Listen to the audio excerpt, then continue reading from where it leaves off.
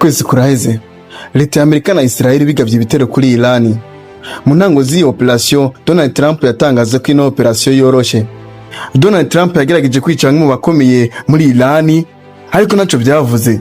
Uyu munsi ntambara igeze aho ikomeye. Amerika amaze gutegura ingabo zigera ku 70 cyo kurwana ino ntambara. Urupfu rwa Ayatollah Ali Khamenei rwabaye kwibutsa Iran ko batigwanyeho bazisanga babaye nka Nicolas Maduro, perezida wa Venezuela. Uyu yatwawe nk'imbwa itagira shebuja. Mojtaba Khamenei, umungu wa nyakwigendera nyine afatanije na RGS, batanguje operation yo gutegura ingabo zigwanira hasi zigera ku miliyoni. Uno munsi Donald Trump yatangaje ko agiye gufata inganda za petrole za Iran. Ivyo bisa no kwisema kuri leta ya Donald Trump kuko izo nganda z'ubwazo ari zo buzima bwa Iran. Abogwana intambara yo kwiyahura kuko ingufu zose muri no ntambara zikura kuri no ruhande rwa petrole. Donald Trump avuga ko atozohagarika ino ntambara ataragira kuco yimeje hari ukuba ubutegetsi bwa Iran no guhagarika umugambi wo gukora ibitwaro kirimbuzi vya nuclear. Amerika imaze kurasa inshuro zirenga 11 kuri Iran, naho Israel yo imaze kurasa inshuro zirenga 200. Bivuze ko ibihugu byose kari bibiri bimaze kurasa inshuro zirenga 30. Ariko naco byahinduye kuri Iran, ahubwo byayihaye gukomera no kugwana bidasanzwe ku cyubahiro cyayo. Amerika ivuga ko igitero cyo gukoraho ubutegetsi bwa Iran ko kizoba nk'icyabaye kuri Nicolas Maduro wa Venezuela. Bazorungika abakomando umutwe wa Delta Force mu bice bitandukanye bya Iran, maze bafate Mojtaba Khamenei n'abandi batwari bakomeye. Kandi uwo mugambi usa n'amaze kugerwaho ku gice cya 60%, kuko bivuga ko ingabo zimaze gutwara Nicolas Maduro zitasubiye muri Amerika, ahubwo zaciye zigenda gukikuza ibindi bice bya Iran kugira ngo umwanya n'umwanya bazisange bafashe Mojtaba Khamenei. Izi ngabo za Delta Force ubusanzwe zisanzwe zikora akazi ari zonyine ukwazo, ariko kuri no ncuro zizoba ziri kumwe n'izindi ngabo zirenga 40 hamwe n'ibihumbi 10 bisanzwe biri muri ruhande nyene. Ibi naho bimeze uko Iran irabizi neza ko umwanya n'umwanya bashobora gutegwa. Naho bari mu biganiro, Minisitiri wa Iran Mohammad Bagher Ghalbasi yavuze ko baticaye kandi umwanya wose barazi ko bogabwa k'ibitero bidasanzwe. Akanavuga ko kuba ibi biriko biraba Amerika na Iran biri mu biganiro ari ikimenyetso cerekana ko Amerika idashigikira amahoro. Gobaye bwa gatatu Amerika ikaba ibitero kuri Iran bari mu biganiro, kuko no mu minsi yeze Amerika yarasuye ibisasu bikomeye ku mugwa mukuru wa Iran, mu gihe Donald Trump we yadugije iminsi yari ihaye kugira ngo Iran itari kwinzira icamo petroli ya Hormuz, kari Iran izokibonera ko Amerika idakinishwa. Maze ubundi karasa ku nganda za Iran zitegura amashanyarazi n'iza petrole. Ali Ghalbaf we abona ko Amerika gutegura umugambi wo kurungika ingabo za Amerika ku butaka bwa Iran ko bitari bikenewe. Naho Minisitiri w'Imigenderanire n'andi makungu Abbas al-Sachi we yatangaje ko babizi neza ko Iran izokomeza kugwana gucubahiro cyayo. Yavuze ati bazoze turabiteguye, ntabwo badufise na bukeya. Ingabo za Amerika zateguwe kuri no operation zimaze kugira muri Asirazuba bwo hagati. Mu minsi yeze Amerika yarateguye ingabo za Special Unity, ingabo z'abakomando bagwanira mu mazi kandi bakaba bashobora kugwanira no mu migwi mito, bafite ubushobozi bwo kugwanira mu mazi bavuye hejuru kuri za helikopteri, cyangwa se bagashobora kugaba ibitero bari ku mato mato. Izo ngabo zamaze kugira muri Asirazuba bwo hagati aho zarurirwa ku 7,000. Ni ingabo zitandukanye n'izi tuzi za infantry cyangwa se za marines. Abo si kugwana bisanzwe, ahubwo banafite ubushobozi bwo gutera umwasi bavuye mu mazi, ndetse no gutegura za mine zitegwa mu mazi arizo Iran yateze mu muhora wa Hormuz. Izo ngabo zaje gukora no gutegura izo mine kugira ngo umuhora wongere gukora nk'uko byari bisanzwe bwa mbere Iran itarawugerako.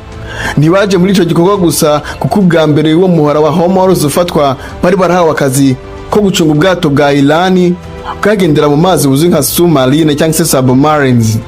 Ku buryo bwa Asirazuba bwo hagati byabasabye urugendo rw'iminsi 12 ko baragenzura ibice by'ubwato buzwi nka SS Tripoli, ubwato bushobora gutwara indege zizwi nka F-35, ubwato bufite ikibuga c'indege cyo gurukira ko cyangwa se guparika kuri izo ndege nyene.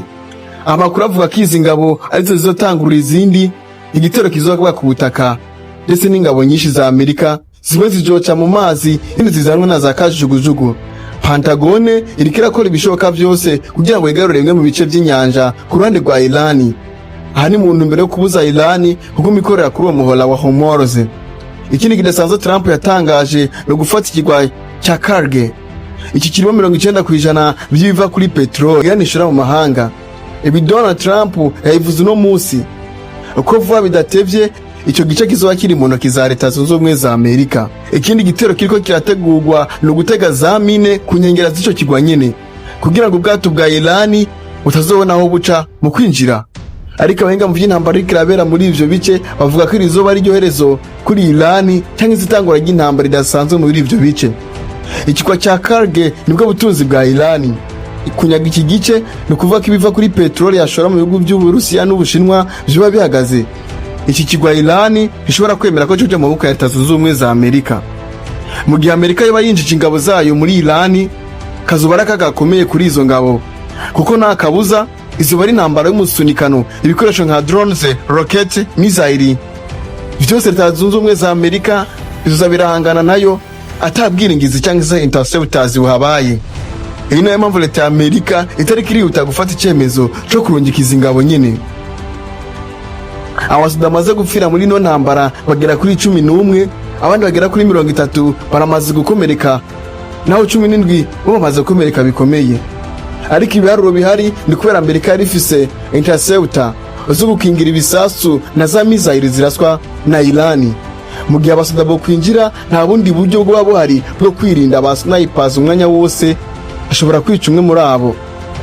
Za drones zizomijagira amasasu kuri abasoda nyene. Abasoda ba Delta Force ntabamwe badasanzwe mu nyanja bazoba bafise akazi gakomeye ku gukavaringa ingabo zo hasi ku butaka ndetse no gufata bimwe mu bice vyo hafi yo ku nyanja banegera imbere mu bisagara vya Irani, ndetse no gusambura ubutare bwa uranium bugera ku birumbi 4 bwabitswe ngo butunganywe neza maze ushobore gukurwamwo ibisasu ronyanganda birenga 11,000. Ikibazo gikomeye nuko aho iyo uranium ibitse hataramenyekana neza, kuko masanamu satellite yafashe habonetse imodoka ziza gutwara iyo uranium ariko ntizabonetse ahantu bazijyanye kuko signal yaciye icika. Ikinyamakuru The Washington Post cyaganiriye n'abahinga mu by'ino ntambara bakibwira ko iyi ntambara ishobora kuba igihe kirekire gishobora guharurika ku mezi, nk'uko Amerika yagiye igwana intambara zitandukanye ikizera ko zizoyorohera ariko bikarangira bigoye. Niyi niko bizogenda. Nk'intambara Amerika yizeye ko izomara iminsi mike niyo yagwanye muri Vietnam, Afghanistan na Iraq. Muri Iraq Amerika yakoresheje ingabo zirenga 150 kandi Iraq ni nto kurusha Irani kuko Irani ifite abanyagihugu barenga 90,000 mu gihe Iraq yo ifite 47. Irani iruta Iraq inshuro 3. Nimba Iraq yateje umutwe wa Amerika ndetse bakanagwana igihe kirenze ukwezi, Irani yo bizogenda gute? Si ya Mr. Donald Trump yavuga. Irani ifite ingabo ziryamiye akatsi umwanya wose zokoreshwa mu gihe Amerika yo bateguye ibitero byo hasi ku butaka.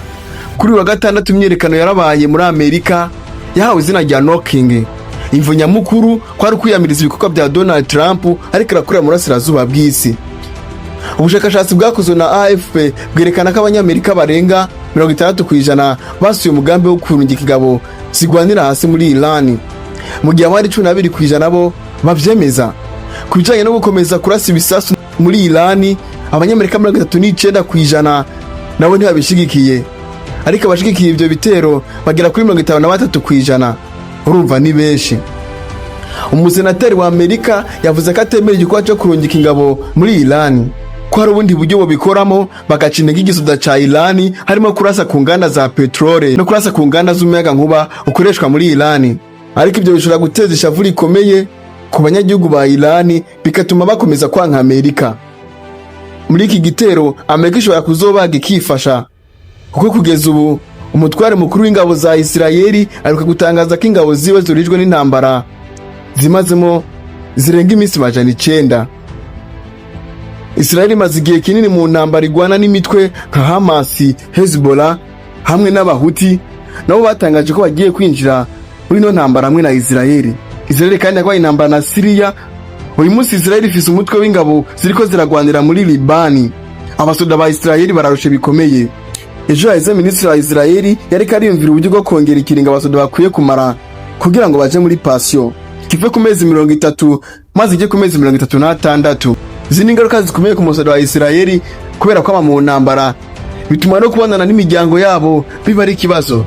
Muri iki gitondo Perezida Donald Trump yazindutse akora ikiganiro na Minisitiri w'Ubuhinde Narendra Modi ku kijanye n'intambara ndetse n'ingorane zo kugara umuhora wa Hormuz. Bikanavuga ko Modi ashobora gufasha ingabo za Amerika mu gukomeza gutera ibitero kuri Iran. Ubufasha bwa Modi harimo no gutanga ibanza byo guparika kw'indege za gisirikare cya Amerika. Ariko ivyo ntawo vyemeza neza kuko Iran n'Ubuhinde bisanzwe ari inshuti cyane ku bijanye n'ukuntu Ubuhinde bwaronka petrole nziza kandi zimbutse wikuye kuri Iran. Ariko kandi Iran ifata Ubuhinde nk'umugambanyi kuko igihe Iran itegwa Narendra Modi w'Ubuhinde yaravuye muri Israel iryo joro nyene. Israel yaciye itera Iran, ibyo bifatwa nk'ubugambanyi Ubuhinde bwakoreye Iran. Mu minsi heze Iran yafashe ubwato bw'Ubuhinde bwari buciye mu muhora wa Hormuz, bituma Ubuhinde bushavura cyane ndetse banavuga ko bugiye gutora ubwo bwato atabiganiro bisabwe. Ariko nyuma baraganiriye ubwo bwato maze burarekugwa. Ariko kuva ico Ubuhinde bwakomeje kureba nabi Iran, ari nayo mpamvu Ubuhinde bushobora kwinjira muri ino ntambara. Uyu munsi Amerika yongeye gutera ibitero kuri Iran ikoresheje indege za P2. Izi zirasa ibisasu biremereye. Trump yavuze ko afise ahandi hantu hagera ku 300 ashobora kurasa umwanya wose.